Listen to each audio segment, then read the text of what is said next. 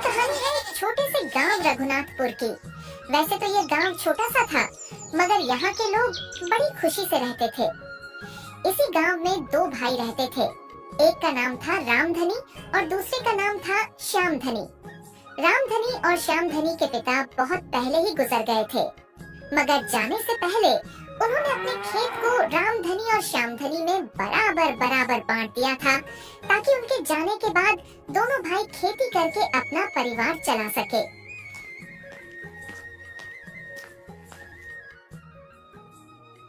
अरे वाह उर्मिला, सब्जी की खुशबू तो बड़ी लाजवाब आ रही है।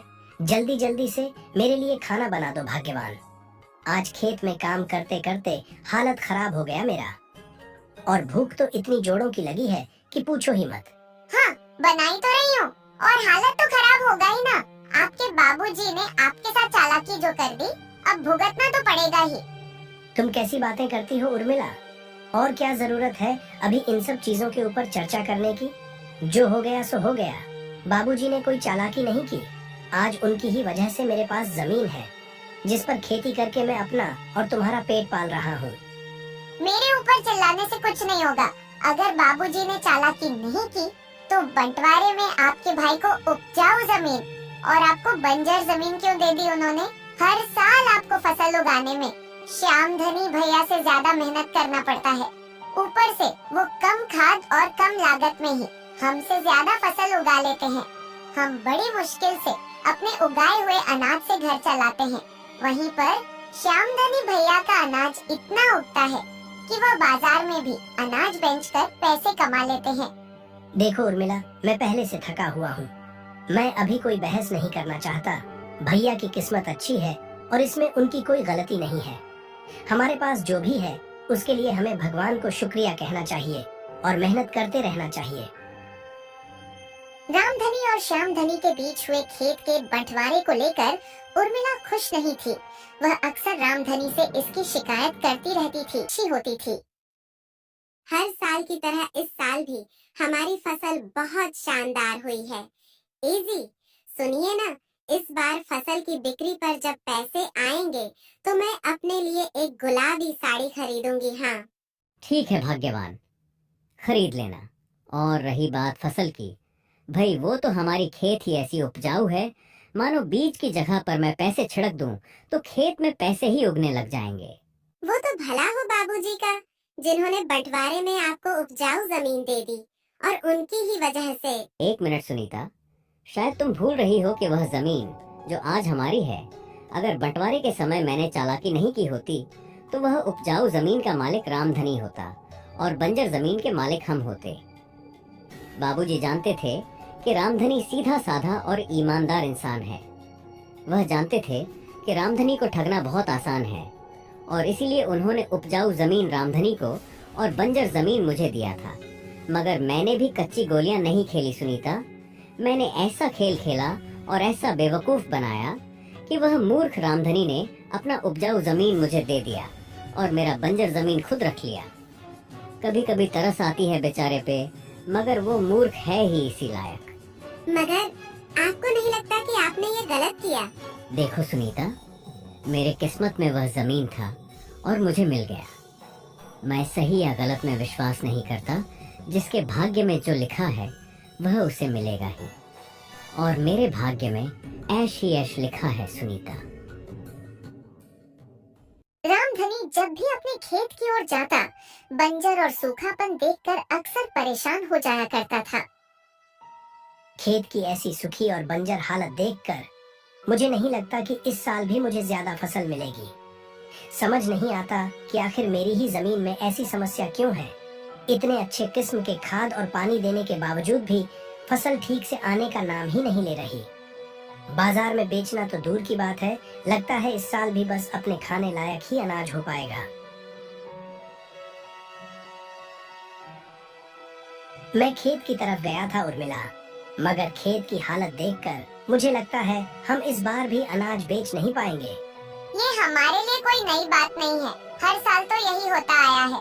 खैर, आप मुंह हाथ धो लीजिए, मैं आपके लिए खाना लगाती हूँ। रुको उर्मिला, मुझे लगता है बाहर कोई है, मैं देख कर आता हूँ।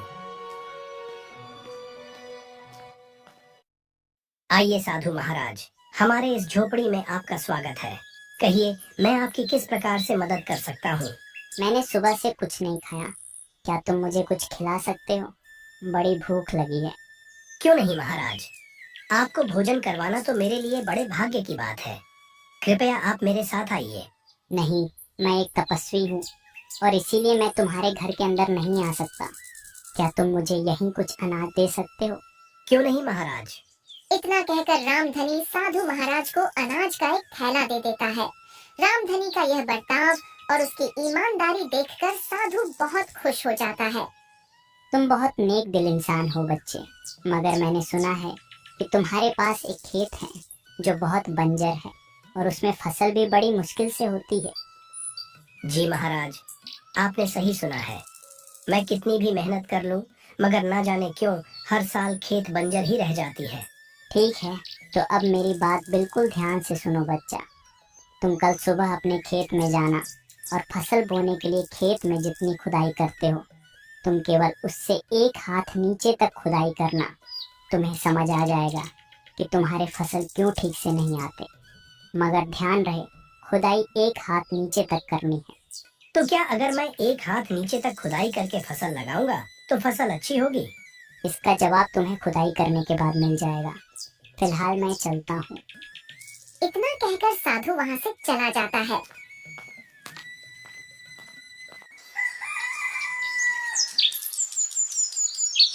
अगले दिन सुबह होते ही रामधनी फावड़ा लेकर खेत की तरफ निकल पड़ता है।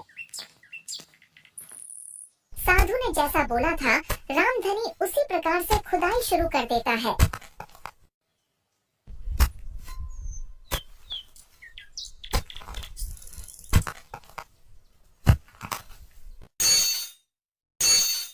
अरे, ये किस तरह की आवाज थी? शायद जमीन के अंदर कोई धातु है। और साधु महाराज के कहने पर मैंने एक हाथ नीचे तक खुदाई भी कर दी है। एक दो फावड़ा और मार कर देखता हूँ कि आखिर इसमें है क्या। रामधनी जैसे ही अगला फावड़ा चलाता है, खेत में से सोने के सिक्के निकल जाते हैं। इतना सोना एक साथ देखकर वह हैरान रह जाता है। हे भगवान, इतना सारा सोना और वह भी मेरी खेत में, यह तो कमाल हो गया। उर्मिला को जब यह बताऊंगा तो वह बहुत खुश हो जाएगी। रामधनी घर जाकर उर्मिला को सारी बातें बताता है। इतना सारा सोना देखकर उर्मिला भी हैरान रह जाती है। हे प्रभु, कहीं मैं कोई सपना तो नहीं देख रही? इतना सारा सोना एक साथ मैंने कभी नहीं देखा। मुझे तो यकीन ही नहीं हो रहा कि यह सारा सोना हमारा है। वह बंजर जमीन। एक मिनट उर्मिला, अब मुझे समझ आया कि इतनी मेहनत और इतने अच्छे खाद डालने के बावजूद भी हमारी जमीन बंजर क्यों रह जाती थी।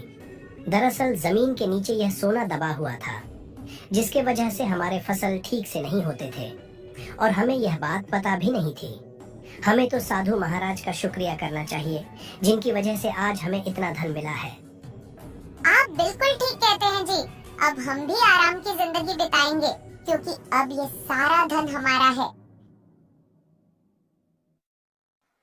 रामधनी का रहन सहन अब पहले से बदल गया था।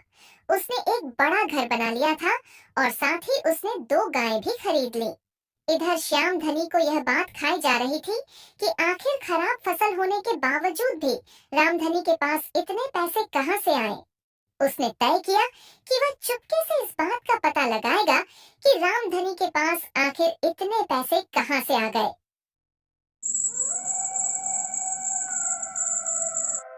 यकीन नहीं होता उर्मिला, एक समय था जब मुझे उस बंजर जमीन में फसल उगाने में खून पसीना एक करना पड़ जाता था, और एक आज का समय है उसी बंजर जमीन की वजह से आज हमारे पास सारी सुख सुविधाएं हैं। हाँ जी, बिल्कुल सही कहा आपने। अगर हमें पता नहीं चलता कि उस बंजर जमीन के नीचे सोना दबा हुआ है, तो हम आज भी सूखी रोटी ही तोड़ रहे होते। अच्छा, तो ये माजरा है। वही मैं सोचूं कि आखिर इनके पास अचानक से इतने पैसे कहां से आ गए। कोई बात नहीं, हमारी मुलाकात बहुत जल्द होगी रामधनी।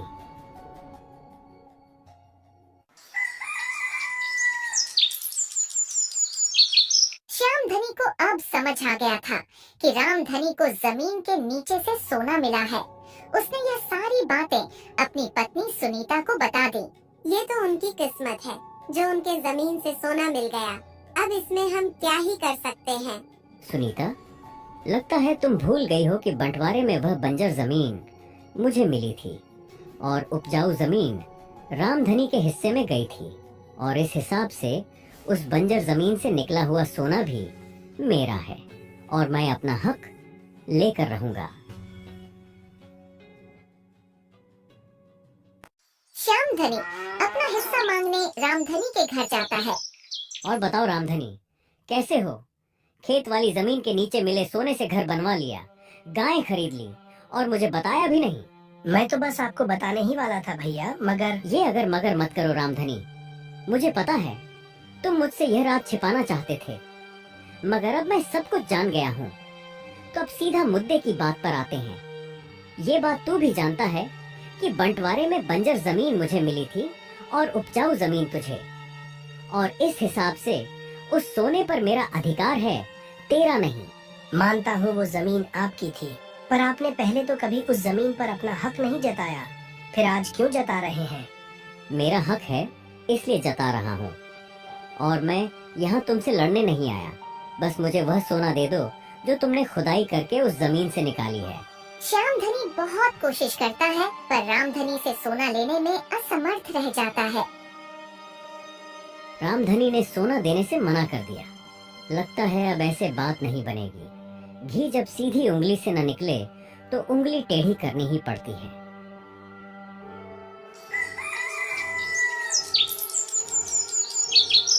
अगले दिन जब घर में कोई भी नहीं था, श्यामधनी चुपके से रामधनी के घर से सोने की बोरी चुरा लेता है। रामधनी को जब पता चलता है कि उसके घर से सोने की बोरी चोरी हो गई है, उसे ये समझते देर नहीं लगती कि इन सब के पीछे श्यामधनी का ही हाथ है।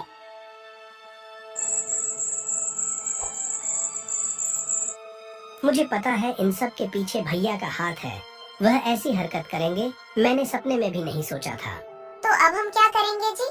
तुम चिंता मत करो उर्मिला, मैं सुबह होते ही मुखिया जी को बुलाऊंगा और उनसे इसकी शिकायत करूंगा।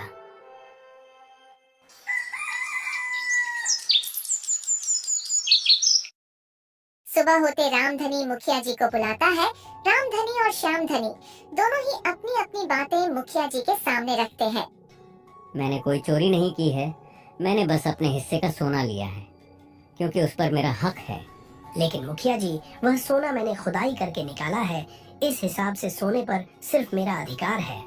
मुखिया जी थोड़ी देर सोचने के बाद, दोनों पक्षों की दलीलें सुनने के बाद मैंने अपना फैसला कर लिया है। श्यामधनी, माना कि वह बंजर जमीन तुम्हारे हिस्से की थी, मगर तुमने ही चालाकी से उस जमीन को रामधनी को दे दिया था। तुमने ना ही कभी उस जमीन में फसल उगाई और ना ही तुमने कभी रामधनी की मदद की।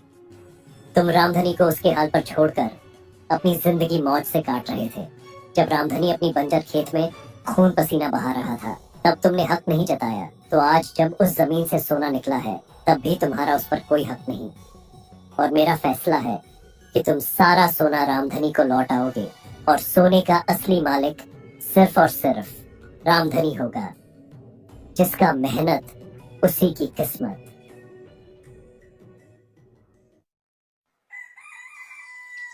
सारा सोना रामधनी को लौटा देता है। गांव में जिन किसानों के खेत बंजर थे, रामधनी अपने पैसों से उन सभी किसानों की मदद करता है।